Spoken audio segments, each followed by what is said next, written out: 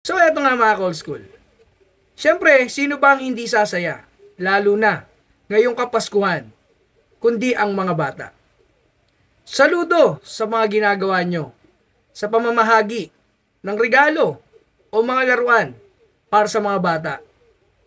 Hindi ko po kinukunti na to maliwanag lang po ito.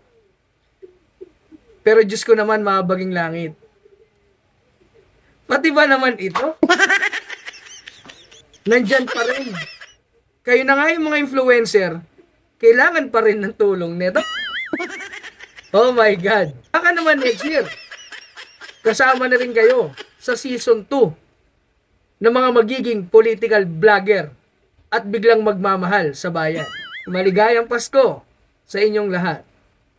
Ingat!